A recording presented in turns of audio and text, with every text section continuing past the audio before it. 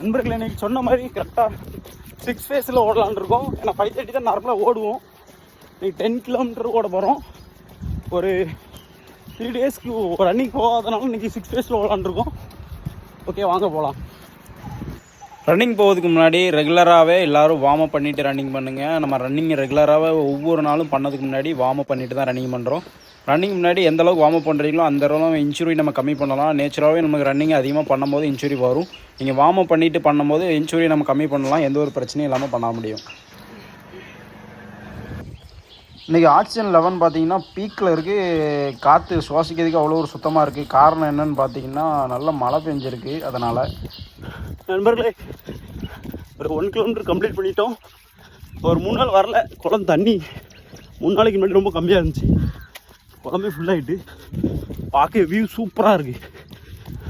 இந்த நேச்சர் மழையும் பார்த்துட்டு இருக்கும்போது சூப்பராக இருக்குது. அது போக இது பின்னாடி ஒரு பேக் ஸ்டோரி வச்சுருக்கேன், அது பின்னாடி சொல்கிறேன். நண்பர்களே, 3 கிலோமீட்டர் கம்ப்ளீட் பண்ணிட்டோம். புதுசாக ரோடு போட்டிருக்காங்க பார்த்தீங்களா?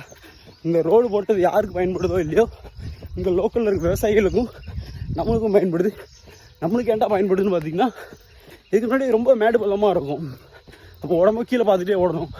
ரன்னிங் வந்து ஸ்ட்ரெயிட் ஃபேஸை வச்சு தான் ஓடணும். இப்போது நம்ம ஸ்ட்ரெயிட் ஃபேஸை வச்சு ஓடலாம். ஏன்னா கீழே எந்த ஒரு பள்ளமும் கிடையாது, எந்த ஒரு மேடும் கிடையாது. அதனால் நம்ம ரன்னிங் போகிறது ரொம்ப ஈஸியாகிட்டு. இந்த மலையை பற்றி ஒரு சின்ன ஸ்டோரி சொல்கிறேன்னு சொல்லியிருந்தேன். நம்ம ரன்னிங் ஸ்டார்ட் பண்ணும்போது நம்ம வெயிட் லாஸ்க்காண்டி ஆரம்பிச்சிருந்தோம். நம்ம ஒரு மேரத்தானோ இந்த மாதிரி பெரிய ஈவெண்ட்டோ எதுவும் பண்ணுவோம் அப்படின்னு சொல்லியிருந்தோம். எனக்கே சிரிப்பு வந்திருக்கும். ஆனால் இப்போ நம்ம ரெகுலராக பண்ணிக்கிட்டு இருக்கோம். காரணம் என்னென்னா, இப்போ இந்த மலையை பார்க்கும்போது தூரமாக இருந்து பார்க்கும்போது ரொம்ப பெருசாகவும் ரொம்ப ஆச்சரியமாகவும் இருந்துச்சு. ஆனால் கிட்டத்தில் வர வர ரொம்ப சின்னதாகிட்டு.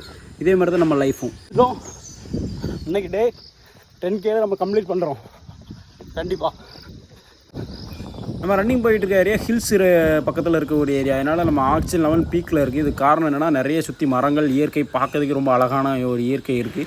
இதை நம்மளால் உருவாக்க முடியாட்டாலும் முடிஞ்ச அளவுக்கு அழிக்காமல் ட்ரை பண்ணுங்கள். நண்பர்களே, 8 கிலோமீட்டர் கம்ப்ளீட் பண்ணிட்டோம். நேற்று போன வீடியோலையும் சொல்லியிருந்தேன், நம்ம இந்த வீடியோலையும் சொல்லியிருந்தேன், இடது பக்கம் கால் லேசாக வலி இருக்குது அப்படின்னு. அது சரியாயிட்டு மொதல் 5 கிலோமீட்டர் இப்போ வலி இல்லை. இப்போ கொஞ்சம் கொஞ்சமாக வலி கூடுது.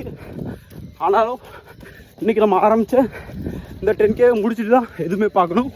நாளைக்கு ஓட முடியுதோ இல்லையோ, இன்றைக்கி டேவை நம்ம கம்ப்ளீட் பண்ணுவோம்.